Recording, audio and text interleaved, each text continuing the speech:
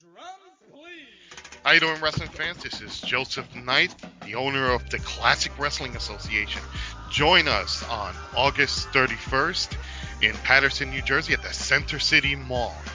We'll be on the second floor next to Planet 301, the arcade.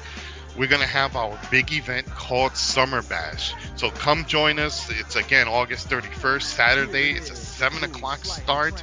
Be there and see all the stars in action. So we're going to have a big autograph signing during intermission. So hope to see as many people there. Thank you.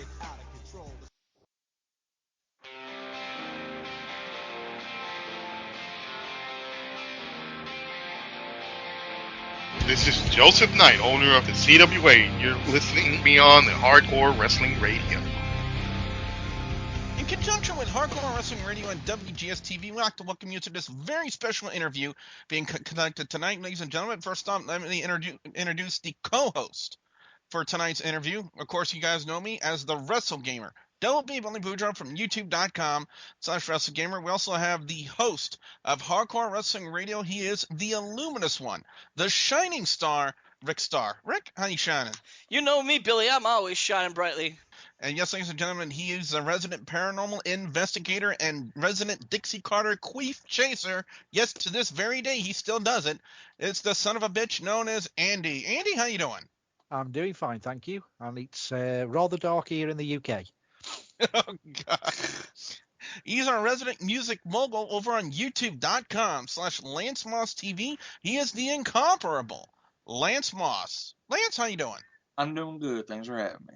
And from the hood over on Instagib, he's the Bay Area MVP, known as Will. Will, sup? Just delighted to be here and let's kick some ass. And ladies and gentlemen, from the CWA, the Classic Wrestling Association, it's my proud honor to introduce, ladies and gentlemen, the one, the only, Mr. Atomic Dog. Atomic Dog, how you doing? Thank you for taking the time out to join us. It's a pleasure to be on with you guys tonight. Glad to be here. Well, one thing, you know, from the past guests, we always want to know is how did you first become interested in professional wrestling? Probably started when I was a little kid. My grandfather used to take me to see the NWA and Ric Flair and Dusty Rhodes and Ivan Koloff and Nikita Koloff and the Four Horsemen. It was just always embedded in me to love wrestling. Being I'm a Southern boy, so down south we love our chewing tobacco, our NASCAR, and our pro wrestling. So it was just something that I always had a love for. Even from just an entertainment aspect. And then probably one night I was in my dorm room. I was in college. I went to Fayetteville State University, same school as Junkyard Dog. And I was sitting in the room, and they was announcing to the football team that we have a new coach. And being in my senior year, I decided, you know what, I don't want to play football anymore. And I just happened to be watching wrestling. And I hadn't watched wrestling in probably 6 years at that time. And next thing you know, it just, within 15 minutes, I saw Stone Cold drinking beer and cursing and flipping people off. And I just, somebody's like, well, what are you going to do if you're not going to play football? You're getting scouted by, a couple of pro teams. And so I'm going to go into pro wrestling. And it was never a doubt in my mind. After I said it, I pursued it after that. It took a couple of years. I was 24 when I walked into Asbury Park, New Jersey, where Mike Sharp was running the school, and the rest is history. Can you talk about what was it like for you on your very first day walking into that training school? I mean, what were some of the things going through your head? Just from your initial, initial outputs and what you saw on your first day of training. What was that like for you? Wow, I walked into this room, which I think it had one outlet that worked, maybe two, and it was a ring. It was an old boxing ring. You had to walk through a boxing area where they were training these young kids to box, and this place looked lit up, and they had all kinds of speed bags, and it just looked so professional. And then you walk through another door, and you see this old boxing ring that was welded together, so it couldn't be taken apart, and it had great duct tape all over the place. Like, you name it, the turnbuckles, the ropes. And so I went sat in the corner. There's two guys sitting over there, one known as Independence in the shop, and another one who's part of one of the probably the fastest growing tag teams right now, called the Two Rude Dudes. Rampage Rogers. They were sitting over there, and these guys was I had probably 150 pounds on both of them. And I looked at these two guys, and I'm like, man, I don't know if I can, deal with these. These guys look rough, And in my head, I don't know why I instantly got intimidated, but I guess it was me asking myself, do I really want to start this? Because once I start something, I don't finish it. So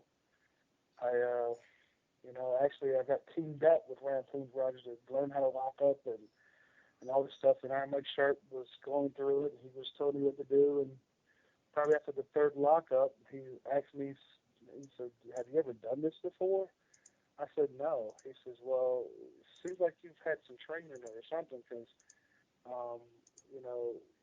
you're too natural at this. And after he said that, I think my whole outlook changed, and I was able to just go in there with confidence every night and train. And I think the same night, usually you don't even get the chance to run the ropes and learn bumps the first night. I much had this thing where he wanted to, get some money out of it just in case you quit, And he put me in the ring and had me doing spots the first night I was in there, and he pretty much had a lot of guys work for me. So after like the first 10 minutes of training, it was more of a confidence, instead of I couldn't do this, I can do this, and I'm gonna do this. And after they had this guy in there, he probably had 3% body fat on him. Everybody was trying to train this guy, and I just made it my determination to make him look like crap the first night. So that's what I did. Now, I heard you say the name Iron Mike Sharp. Now, Iron Mike Sharp, really known, in the late 80s and early 90s. He also did have a stint in the WWE. He wasn't very well known, but, he was basically in that class of guys who are known as, I don't want to say the word jobber, because today it just kind of has like a derogatory meaning to it in so many instances. But, he's just one of those guys that were used to put, make the superstars look really good. Right. How would you describe his teaching ability? How would you describe the way that he was able to train other guys? I mean, what was that like for you? Well, I look at it 14 years, the talk with Talk for 14 years. When I'm in the ring with guys that know Sharp and know that I've been trained by him, the first thing they will tell me is, if I make a mistake, they will say, well, you should know this because Sharp trained you. They would always say, if it wasn't for guys like Sharp, we wouldn't have some of the superstars that we did their knees, because clearly from a teaching point of view and a knowledge point of view, I think Sharp knew the business well. There's in-ring and out-of-ring things that he taught us, but I can say that I experienced some things, he told me from day one, being a black man in wrestling and being a big guy, being that wrestling is moving so far away from big guys, you're going to have a lot of trouble. And you're going to be the guy that either, if you're good, you're going to make other people's careers. You're going to save careers, or you're going to rejuvenate careers. And when I wrestled as Hashim Chemical Ali, one half of the original Baghdad Bully, I did that. There was guys that come off the indies, off TV that were, on the decline, and I saved their careers for another year.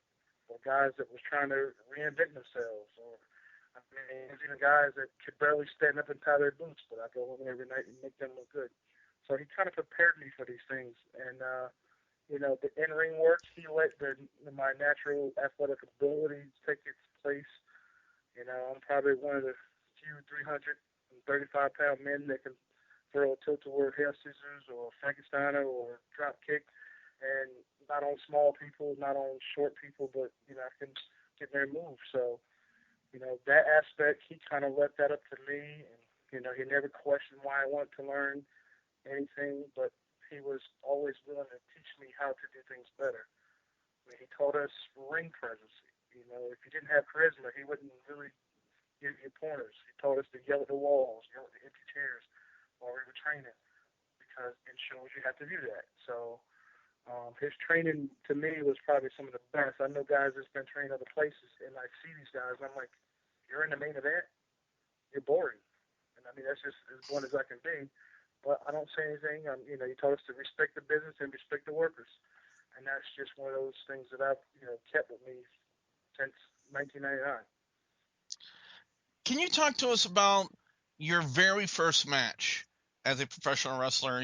When and where it took place, and what were some of the feelings that you were having, like before your match and then after your match? Just can you talk to us about that?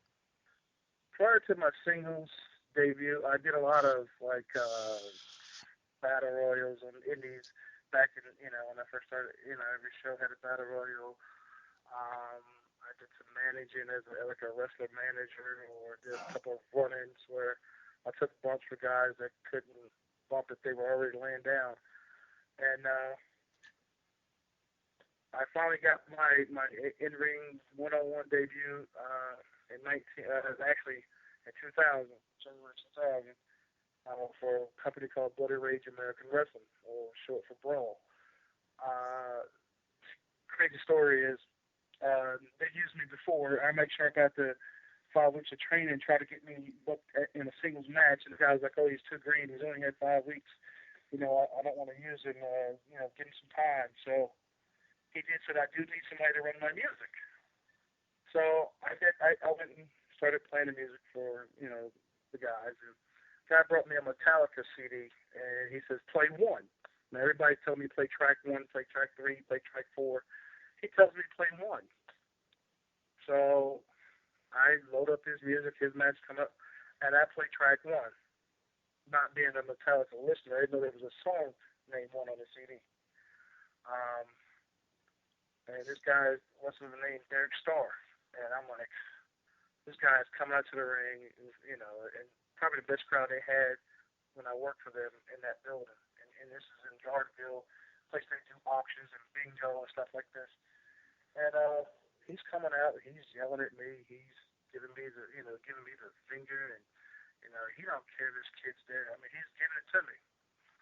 So in January, they booked me in a match against this character called Party Animal. Well, Party Animal is Derek Starr under a mask. Oh. I had to go out there. Yeah, I had to go out there and actually work this guy.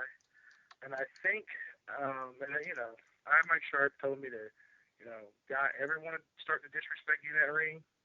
Being I'm a big guy, and being that he's so high like top guys in training, chop a guy at one good time, and he'll back off, or just give him, shoot him a potato too.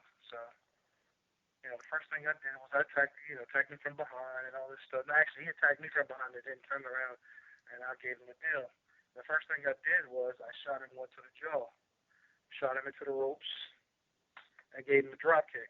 And I mean, up to this point, I probably was 320 at the time, and it was like people wanted to see what I was about. And after the drop kick, I just started getting that confidence that I've already had training, that I've had through 3 years of college football, and I just had all my life. And I wasn't nervous to the point when I was in the ring, but after 14 years, before I get to the ring, I'm always nervous. I'm always pacing. I'm always got my headsets on, trying to calm down. Every now and then I get a little something, stiff to drink before I go out there. So, it was a unique experience, and it just, I felt where I need to be. I felt in a place where I was like, this was meant for me to do. I mean, I don't know more than I can say about that. I mean, it was just a unique experience that I remember more than some of my most memorable matches. People say you should remember this match, and I don't remember doing this and don't remember that, but I do remember my first night in the ring, and it's just a great feeling. How did you come up with the gimmick and the character known as the Atomic Dog? Well, I wrestled as Hashim Ali as a heel for a long time. and I belong to this organization. If some people call it a frat, we call it a social fellowship. The name of the organization is Groove by Groove Social Fellowship Incorporated. I don't know if you guys ever noticed this, but JYD had a G burned on his arm, branded to his arm. That's the same organization.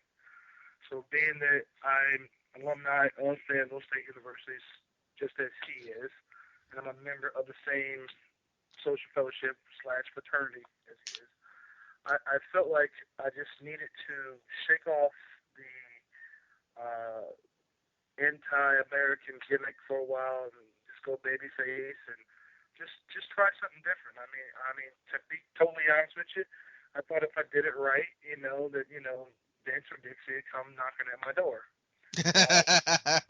Nobody's standing at my door. I'm almost 40 years old, and I still can get in there with an 18-year-old and make them huff and puff. And I can go spot for spot with them at 335 pounds.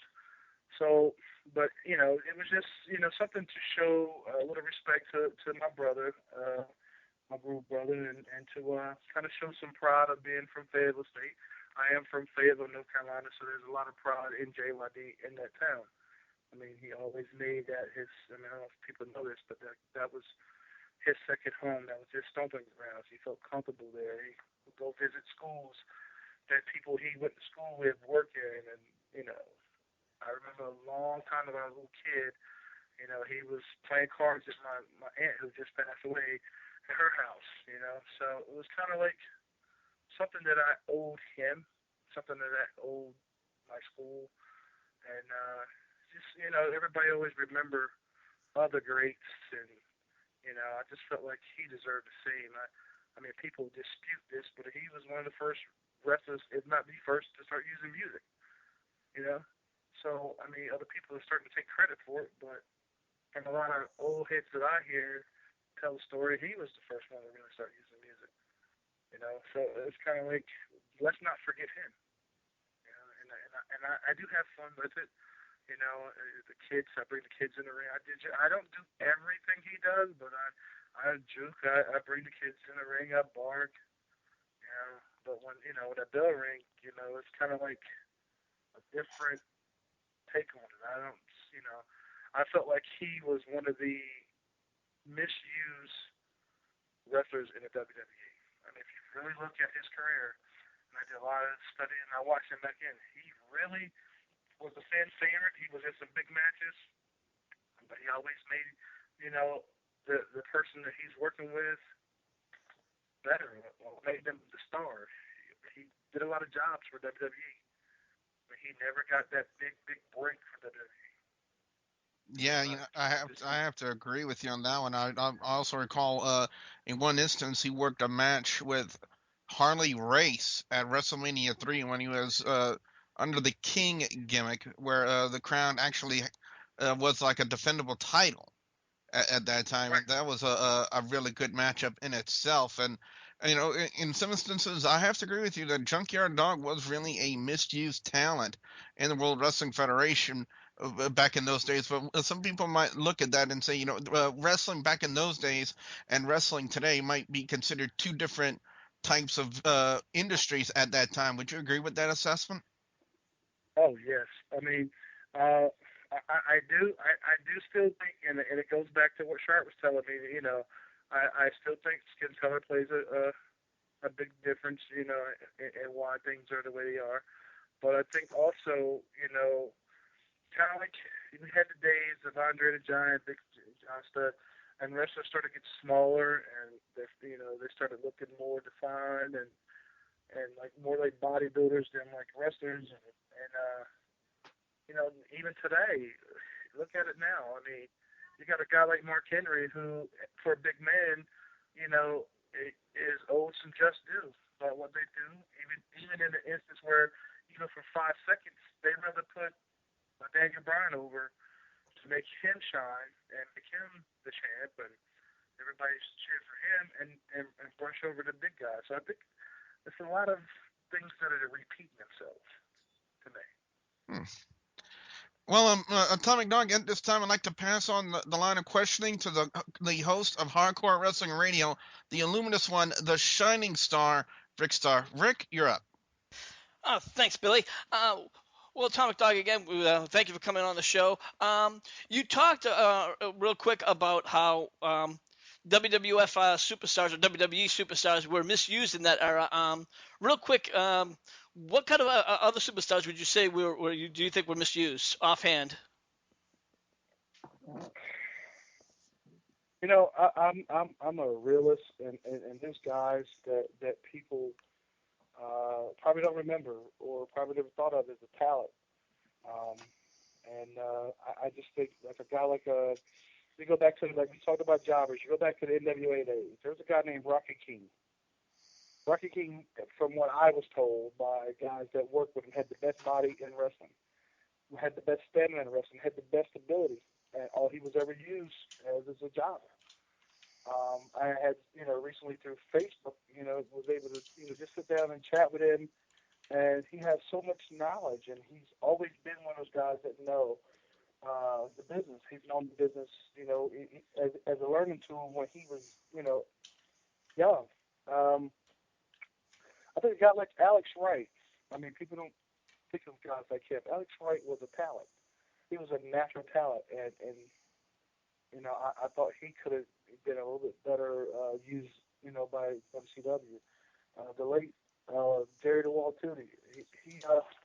He's actually the wrestler that took me as an independent guy that was just sitting around doing whatever. I was like, hey, I want to do something with this guy. This guy has too much talent. He's too much size. He's sitting around getting beat up by. I mean, promoters have guys. 150 pounds go out there. You got to make him look good. You got to shine him.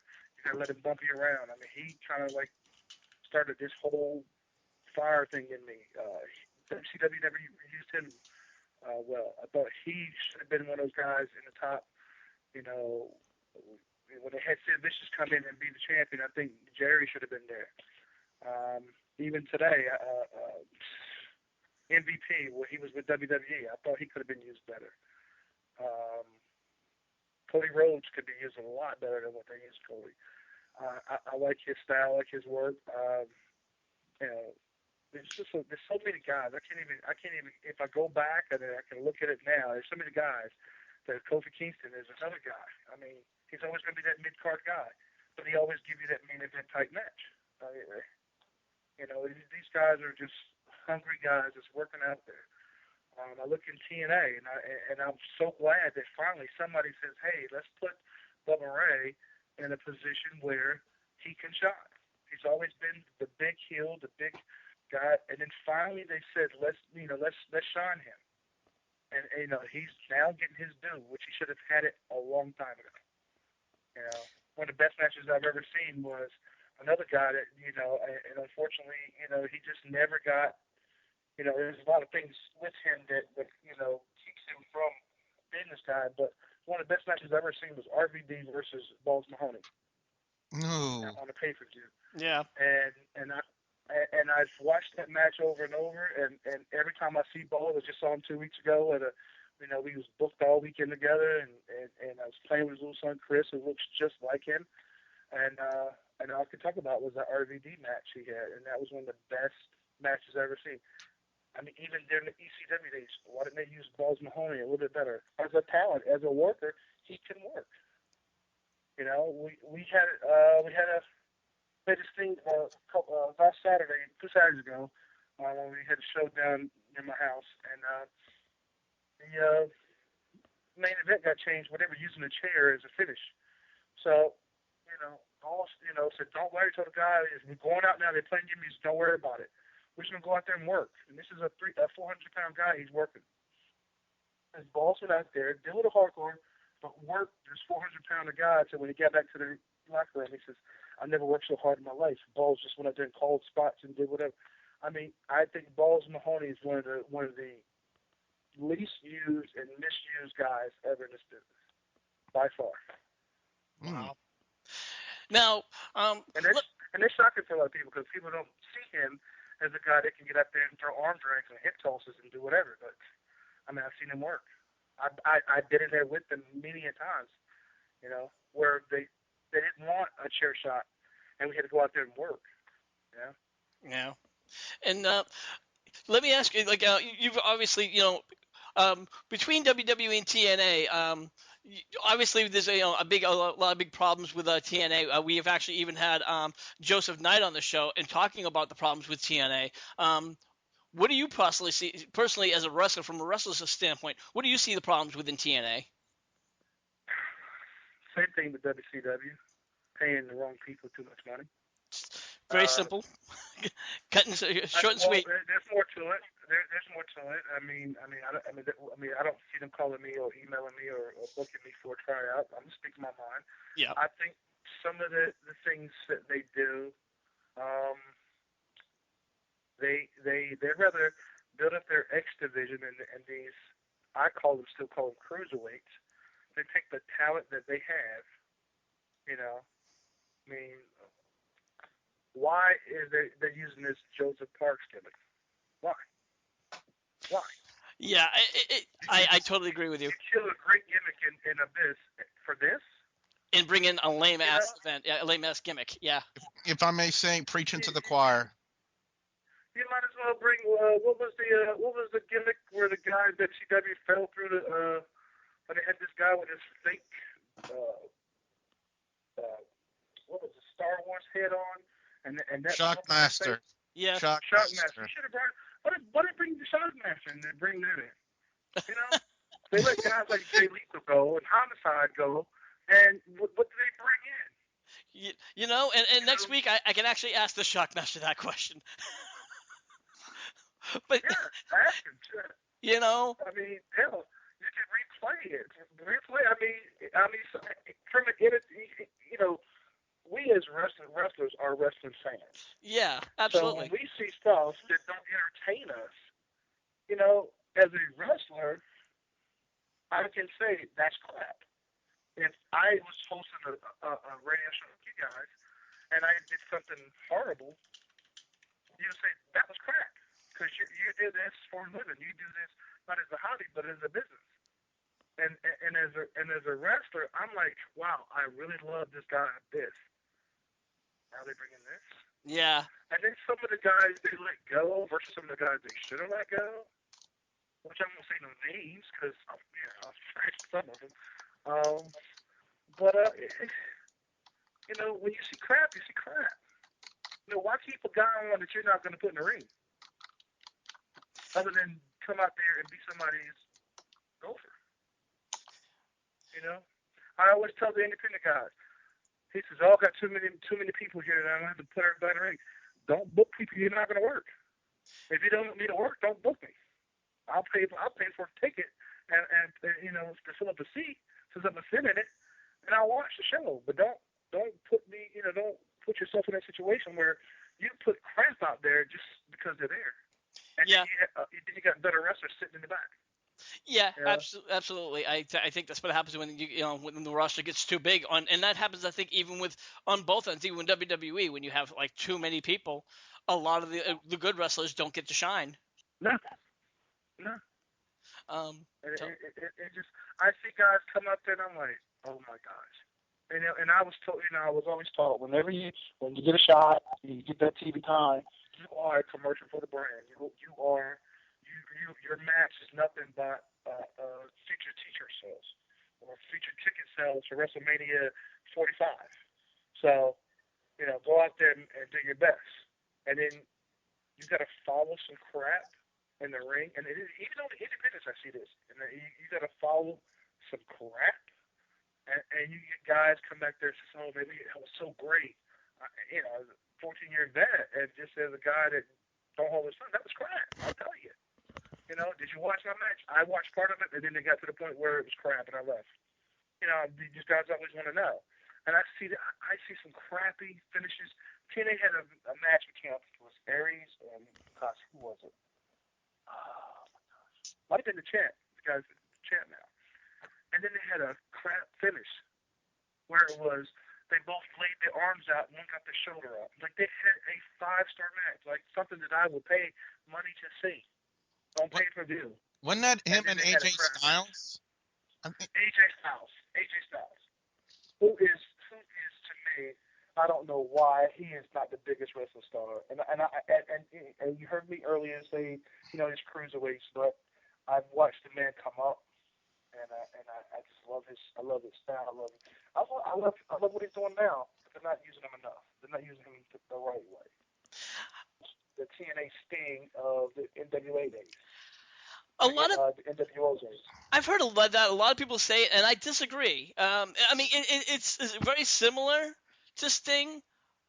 But you take away the cosmetics of the Sting and the hanging the rafters and being what was that movie that he was the Crow? The Crow. It went from the Beast Sting to the Crow Sting. There are some similarities, but I don't think it's an exact. But yeah, they did draw from that character. I absolutely agree with you.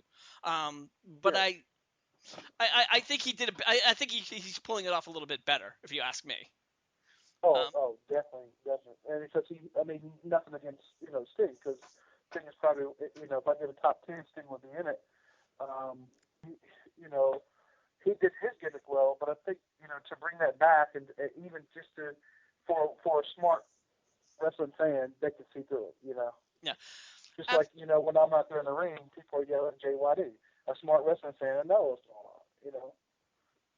And like I get it. I get that with a compliment, JYD, and people come up to me and says, JYD would be proud, and even other wrestlers I've had, Tito Santana, when I first told him what I was going to do, because he was, like put me and Big Man in a main event, in that match we're going to have in a couple weeks.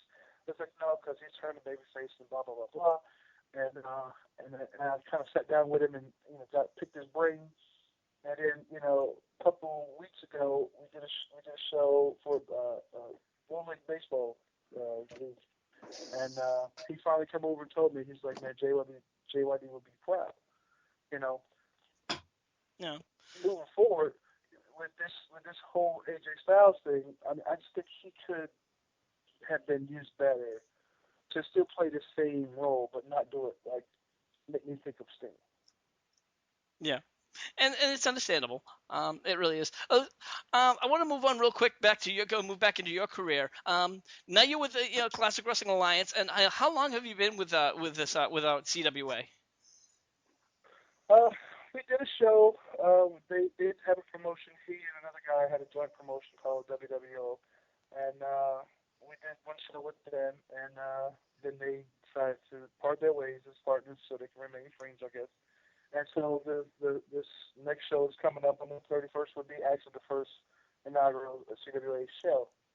And I've been friends with Facebook friends. We met through Facebook, me and Joseph, and we've actually sat down and talked about non-wrestling things, and just got to know each other. I remember he got sick. We used to run a show, and he got really sick to the point where his health was very, very grave, and he says, well, now that I'm back on my feet, I'm going to start running, and he has kept his promise, and I'm so excited about doing this show. I'm so excited because I like working for a guy like that, he's not one of these guys that get in your face and say, well, I want you to do this and this and this. He's, go out there and have fun, and, do what you do, and I'm proud of it, So he's a good guy to have in your corner is just, a promoter, but he's a wrestling fan. He is a wrestling fan, and that what makes a good promoter. And he's not like some promoters I work for where, if you, I don't know if you guys saw the National special on wrestling. Did anybody see that? It was called, I don't remember what it was called. So it was so horrible, and I was in it. I was in the first 7 minutes. So they did a documentary on wrestling. They did Danny Jamando and what's that kid with the big afro that's in TNA? It's the Barbed Wire City. That wasn't Barbed Wire City. It's something totally different. Oh. I can't remember the name of it. But it was on that. I am aware. I remember of I'm aware there is a documentary on Netflix where they're documenting various independent companies throughout the United States. Would that be the one that you're referencing? Are you talking about Card Subject to Change? Card Subject to Change. No, but I do have a brief cameo in that. And there's a story behind it, and I'll tell you that in a minute. But Anyway, what I'm trying to say is that promoter that used to run the National Wrestling Association, no, it wasn't National Wrestling Association, NWS Wrestling, National Wrestling Superstars. I'm having too many little lights right now. He always had a theory that if it don't entertain him, then it's not on the show. And prime example, the difference between this guy, Joe Panzarino, and I'll say his damn name, I don't give a shit. You probably heard of him too. Dapper Johnny Falco, whatever, Gino Moore, and that crew. They had this theory that if they didn't want to entertain, then you didn't get on the show.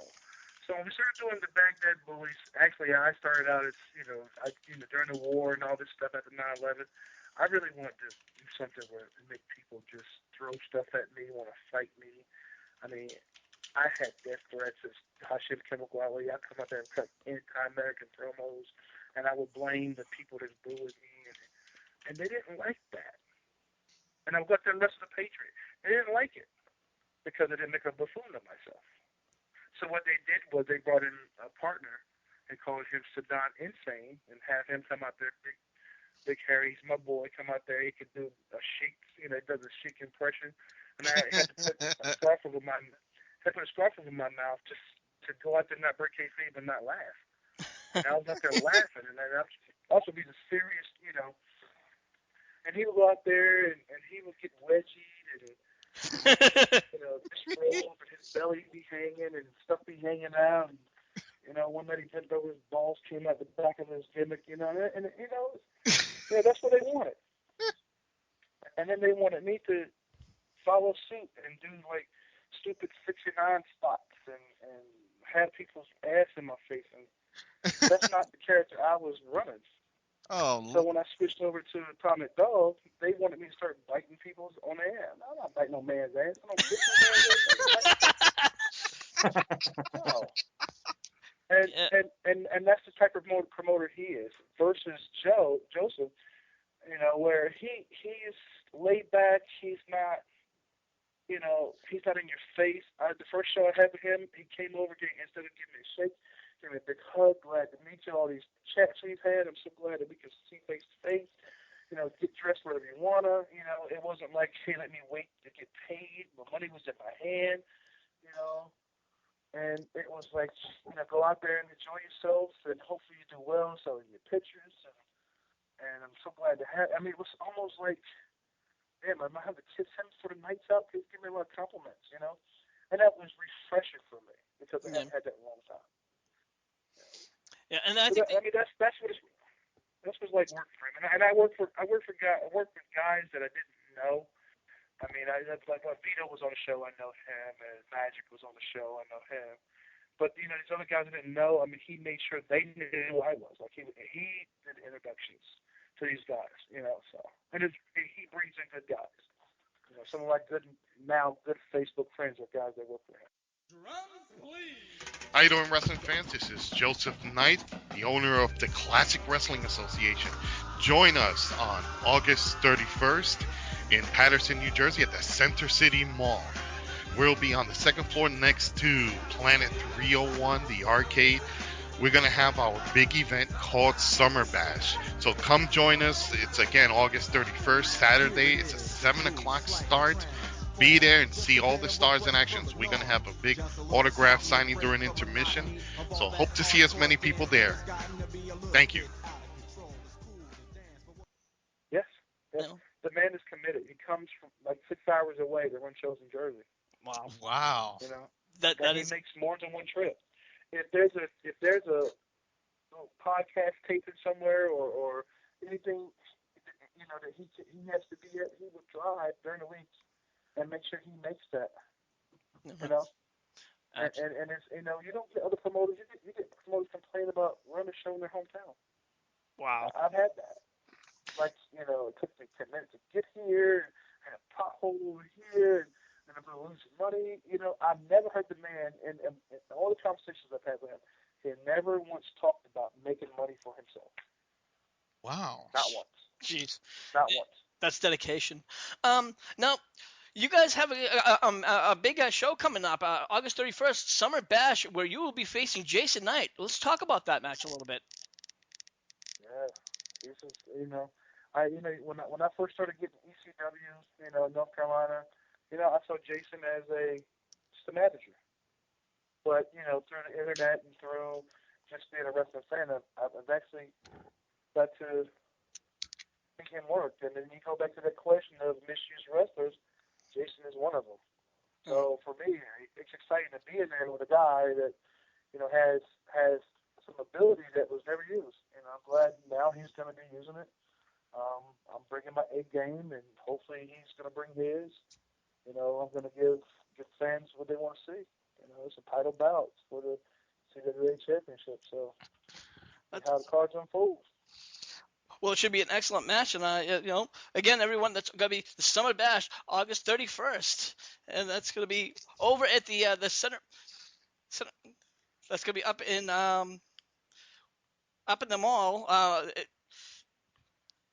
don't have in I know it's Madison, New Jersey. Madison, New Jersey. Thank you very much. Sorry, and right now I'm going to pass the questions over to the son of a bitch, Andy. Andy, over to you. Hello, it's me again. One thing I like to ask wrestling guys when they come onto the show, do you have a favourite road story you'd like to share with us? Whether it's clean or not, it doesn't really matter. Just any general road stories. We've heard them all, so I don't think you'll shock any of the listeners or anything, to be honest. If you want to drop the F-bombs, you're more than welcome. It's really a quick one. One of my favorite. Probably we did a show. Tom Brandy was running a show in this area, and it's a big benefit. And we were traveling through Pennsylvania, and these guys were. This is way before Dave Chappelle came out with his Black Ku Klux Klan member.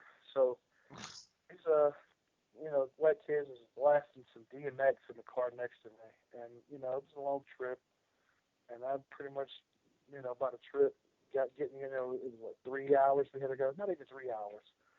It felt like it because I was in the back seat of the car, and I was just tossing back some brandy, and I just kept drinking brandy, and I just yelled at them, hey, shut that damn nigger shit off, and these white kids thought that they were in heaven, and the whole trip there, that's all we could talk about in the van was me yelling at these kids about listening to rap music. And we had us, every liquor store we passed, we stopped and refilled. And by the end of the day, before we got to the show, because we were the ring crew as well, I had probably called every white person I met, a derogatory racist name that would be normally given to black people. It wasn't out of meanness, it's just out of having fun.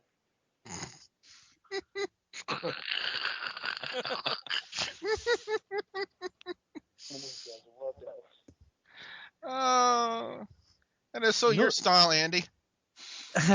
And another question that comes to mind is, what are your ambitions in wrestling? What would you like to achieve before you hang up your boots, as they say? Well, I mean, I don't know if people go and Pop Warner without wanting to play the Super Bowl or play Little League without, hitting that home run in Game 7 of the World Series. I mean, I'm still wanting to headline and main event WrestleMania and give it something that it's never had before. I mean, I hopefully before the day, I call it the day, but before my life ends, that I get at least a big shot, with the big leagues. I would like kids to sit at home and see their dad on TV. I feel like there's a lot of pressure from a lot of people. A lot of my hopes are other people's hopes. So I feel like if I make it to the big leagues, then others have arrived. I have family members that support me, and my mom has, other than the videotape, has never seen me wrestle. She lives in North Carolina. I live in Jersey, so I would love to be able to go back home in Fayetteville, Crown Arena, and have my mom sit in the front row and to witness, me wanting to put my foot in somebody's ass. So spoken like a true Southern boy.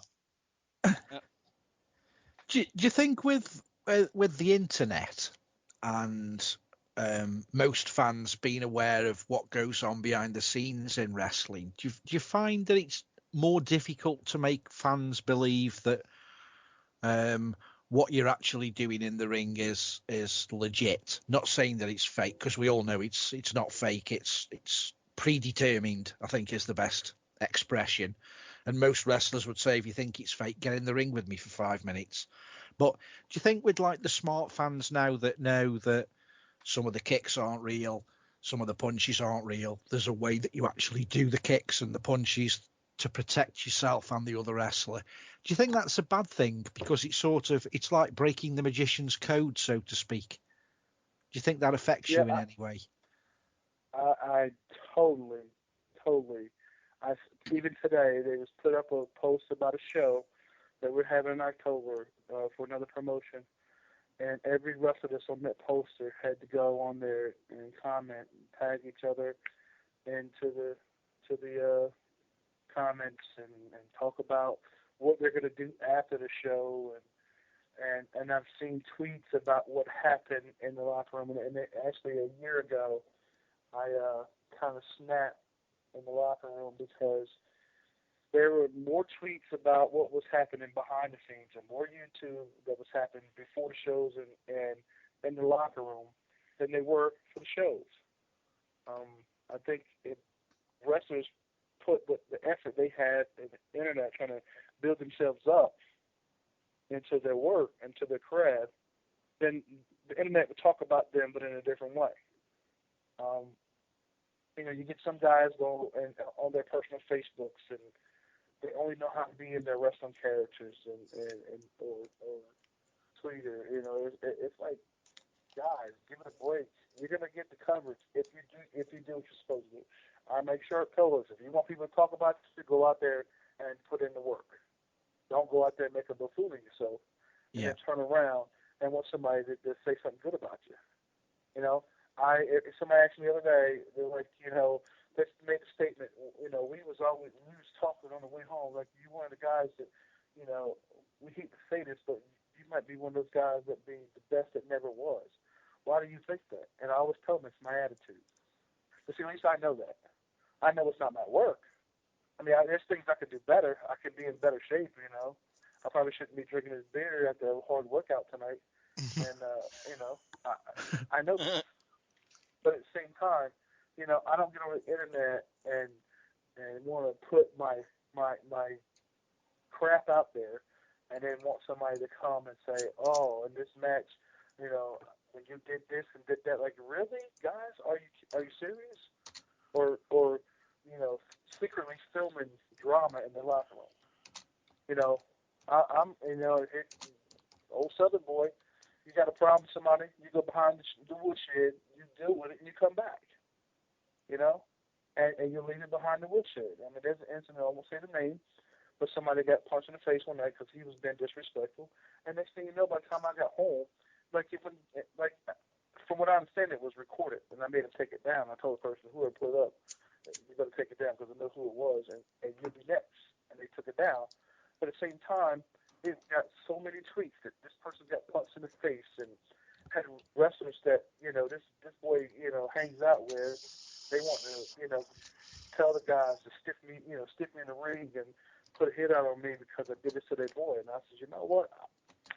You're in the match with me next. Since you want to put stuff out there, let's put it out there. You and I in the parking lot after the show. And that's when some of the stuff kind of around me got them put out there like that. I hate it. I hate the business being exposed. And when somebody come up to me and ask me, is it fake? I said, I let them know, what do you think? And then they asked me, I said, well, I'm 335 pounds. Let me jump off the top rope on top. See if gravity is fake. I mean, I'm known as a stiff guy. I was taught to work solid. I was taught that if that person in the back row and the first row don't believe it, they're not going to buy enough tickets. Now, they can watch 6 other crappy matches. But in my match, they're going to hear somebody's skin getting slapped. They're going to hear me with my forearms in your back. You're going to see me punch somebody. You're going to see me headbutt somebody. And you're going to see a mouse come up. I don't care. But I'm going to take that same blow. when I first, I was doing all these little small matches for other ring guys, and we were like the curtain jerkers, and yeah, let's just put them on for 5 minutes and pay them $25 and they're going about their business. And Jerry the Wall Tootie, he was later known as Malice. He pulled me to the side. The whole setup for that match was, Jerry wants to work you. I think he got heat with you. I'm like, he got heat. How would I do to him, man? I was in the locker room. Everybody's in there smoking weed and popping pills and snorting, and I'm drinking. And what did I do wrong other than that? I don't say nothing even now when I'm the main event and a champ in other promotions. I don't, I have my fun, but I'm not wrong, and stupid in the locker room. I get in my corner and I stay there. And he pulled me aside. He says, when you go out there, you better hit me, because I'm going to hit you. Because if they don't believe that 200 on a 295-pound man and a 300-pound man is hitting each other, then neither one of us is doing our jobs. And I went out there and I got on him, and I started hitting him as hard as I could. And then he returned it, and it was like taking a dust feather and brushing it on my face. And so I lightened up, and he got me in the corner in the chokehold. He says, you better hit me hard. And he taught me just to totally go out there and make people, if you don't believe it's real, okay, the dog is coming. See if it's real then. That's just what I think too much of the business has, but there's a way for us to still protect the small parts and keep our business, off of Twitter. When I know that there's problems in TNA from fans, usually the stuff comes through the locker rooms first, because like I'm friends with Robbie E and Devon and other guys, and usually you can get what you want. Now I got to hear it last from them. Wow. I even asked Devon something a couple weeks ago. He didn't even know. He didn't even know guys were getting released from the school and from TNA. But the fans knew it. I guess me doing shows like this don't help either, right? If you could fight anybody, past or present, if they were in the best shape of their life, who would you pick to fight if you had a choice? My wrestling idol is and will always be the Nature Boy Ric Flair. Woo! And if I can't be in one of those 25, 30-minute matches that I actually watch him have, where he's not huffing and puffing at the end, then there's nobody else I want to, really, really work. He is the epitome of a wrestler to me. Despite whatever shortcomings he may have or is having, Nature Boy Ric Flair is just like Santa Claus to me. He will never be tarnished. I've always had that good feeling about Ric Flair. I can see him when he turns 90 and he woos one time. I'm looking at a picture that I have. We did those wrestling conventions, and they were charging all this money to see all these guys, and I actually walked away from wrestling, and that was when me and my tag partner at the time, Ebony Connection, and I will say his name. You guys know him as Darren Young. We were tagging together, and he was wrestling as Fred Bone Christian Sampson at the time. And I had some problems with a couple of promoters, and they wanted me to do this and do that. And me and Darren had this thing where we're going to go in there, and we're going to hurt people, and we're going to make people pay attention to us. Well, apparently somebody was, because see where he's at now. And a lot of that started, a lot of his notoriety started because of that tag team we had. And I was just doing some security for somebody, because they said Ric Flair's going to be there. You had to be there at 6 o'clock. I was up at 4 pacing, like, where's my ride at? I'm ready to go. Let's do this. It was like, everybody knew why I was there, and people paid $100 just to go in the room after paying $300 to go in another room.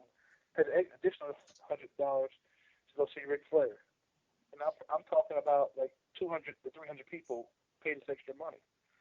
And I watched guys like Scott Hall. I mean, everybody that knew Ric Flair that's ever worked with him that was there at this thing had to come say hello to Nate.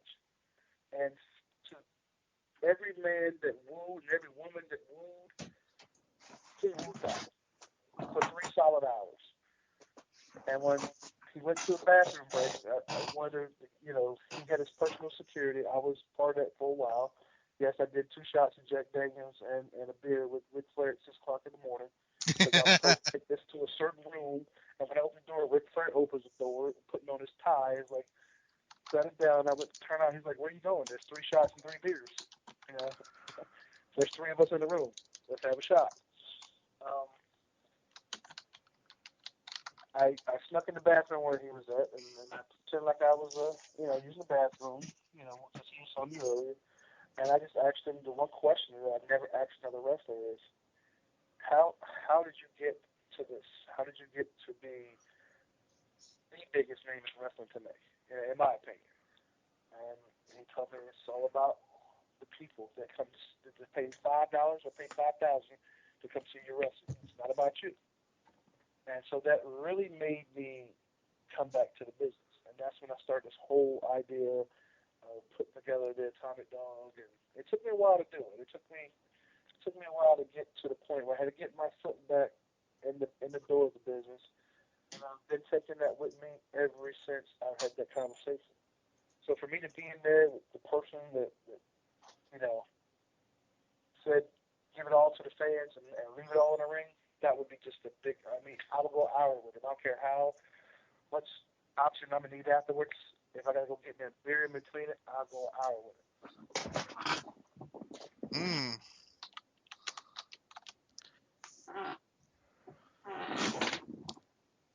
it. That's indeed a very interesting story. I do remember at one point I got 2 of my favorite all-time Ric Flair matches that I always keep in mind, and one of them is when at the very first Clash of the Champions, they went the full 40. It was like either 45 or 60 minutes, but it was him and 60 minutes. Sting. 60 minutes with him Yeah. and Sting for the NWA World Heavyweight title, and also another one from 1988. The NWA World Heavyweight title match between him and Ricky the Dragon Steamboat. Those were 2 of my favorite all-time Ric Flair matches that I can think of right off the top of my head. Yeah. I would, if I had to pick a second person, and it's because of a match with Ric Flair, I would love to have, if I was wrestling in the era, got in the ring with Magnum TA. Oh. I watched him do the $1,000 challenge on TBS one day, and I actually had that somewhere on one of my DVDs. And that match was so technical, and they hit each other so hard.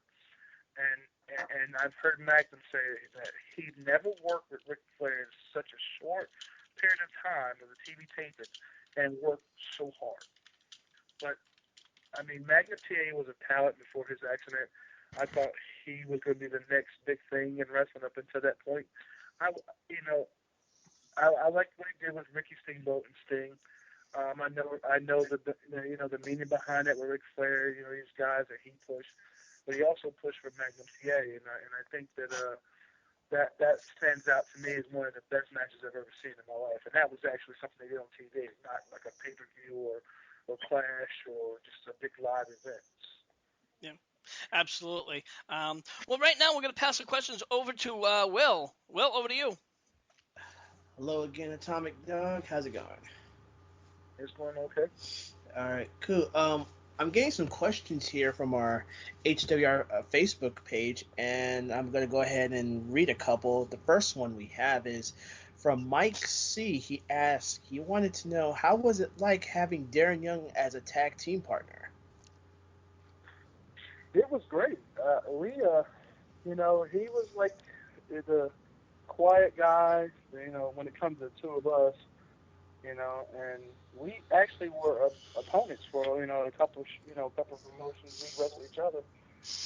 And, I try to, whatever little experience I had over him, I try to share with him and, always make sure that, he was, tight and solid with me. And the tag team partner, I told him, we go out there and get some of these guys. I remember one night Matt Strikers told us not to chop him. I looked at him and said, Fred, I want you to chop the shit out of him. And then I'm going to chop the shit out of him. He's like, I'm going to elbow you in the face and chop him. Mm.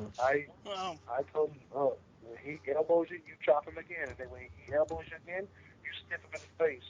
And it was, it was fun. We didn't have as many matches as we wanted to have together. A lot of times we were getting booked for guys, and wrestling started to decline, and shows would get canceled, or I remember one show was something this big publicized tag team tournament, and there's all these big Jersey, New York, and Pennsylvania names that was going to be in this tournament, and we had maybe a turnout of 15 people, and it was and the whole thing was designed for me and Darren or Fred to actually become the big trophy winners of this tournament, but it kind of changed it around because there was not the big turnout we wanted.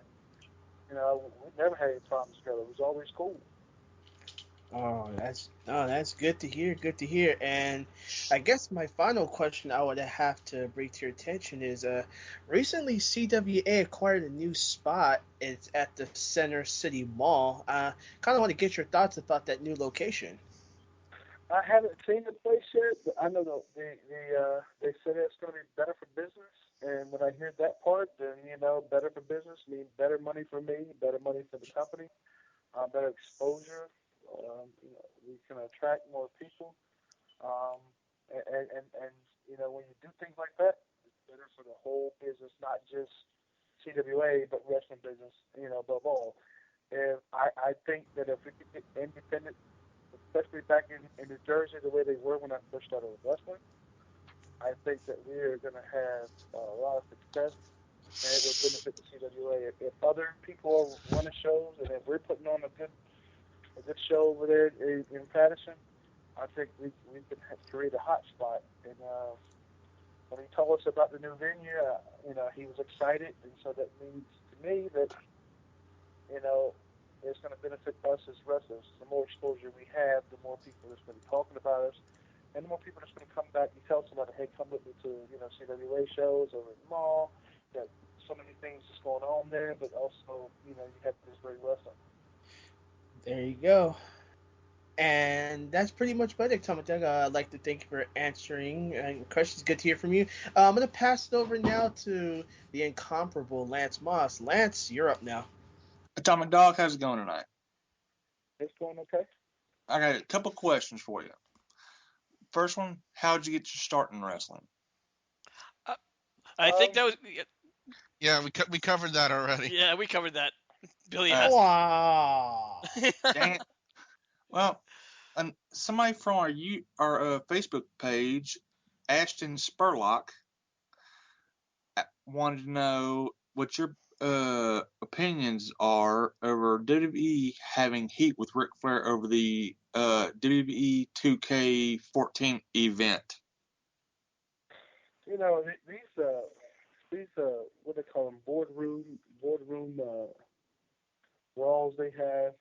To me, that kind of stuff just it waters down the business. That's something that fans should never ever know about. These are one of these things that pops on the internet they should never, never, ever know about. You know, fans should know about what's going on in the ring.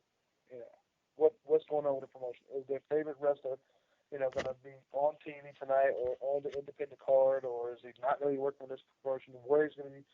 But this boardroom crap, it just has no place. And it has a place in the business. Don't get me wrong, but fans shouldn't be knowing about this. People shouldn't be sitting on Facebook discussing this.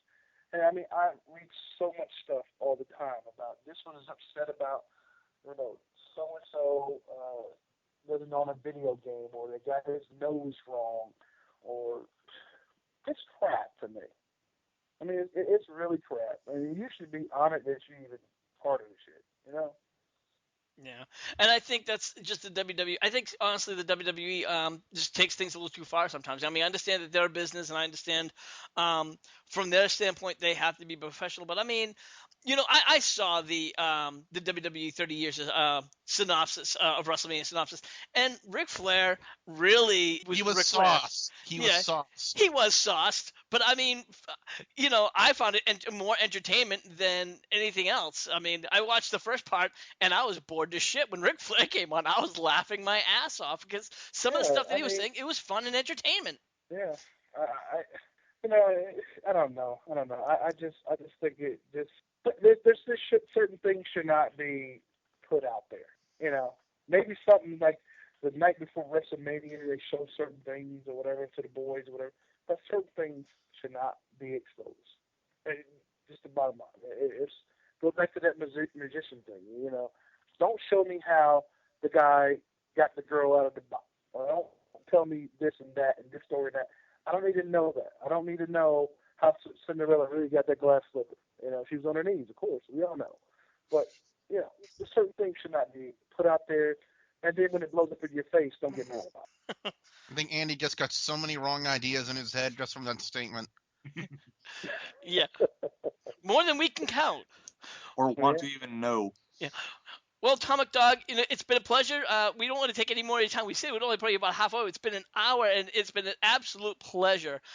Andy, when you're not stalking Dixie Carter, where are you hiding at? Yes, you can find me at www.stokehaunted.com or Facebook, YouTube, all under the same name. You'll find me there. Sweetness. Lance, what can fans expect to see when they come visit your channel over on youtube.com/LanceMossTV? Album reviews, NASCAR reviews, wrestling reviews, and whatever else pops into my head. Any of you secretly worshiping Oksana wearing a duck suit on the hood on Instagib for James from the Big Easy? It's the Bay Area MVP known as Will. Will, what you got coming up? I'll make sure to send James that message indiscreetly, sir. And you can find me at www.instagift.tv/BearMVP. I do video game runs, game shows, and a little bit of football wrestling talk whenever I can, and mostly with these guys. I got $5 that the Atomic Dog just is now thinking, what the fuck did this guy just say? And also, fans, don't forget to check me out always on youtube.com/WrestlingGamer for always the best in wrestling discussions, reviews, DVD reviews, and also awesome gameplays. Currently in the middle of The Last of Us, BioShock Infinite, and Injustice Festival of Blood. Be sure you guys check that out as well. And Rick, fans can check you out on HWR where? You can always check me on my Facebook page at facebook.com/Hardcore Wrestling Radio. And of course, anytime you want to listen to our shows, head on over to Spreaker.com/HWR Media. Make sure you follow us. Make sure you hit that like button. So for everyone here, I'm down the Shining Star, Rick Starr, saying we'll see you when we see you. Ladies and gentlemen, tonight's interview has been provided by James and the Big Easy's brand new charity, Chair Shots for Wrestle Gamers. And make sure we give an extra chair shot to Billy Boudreaux.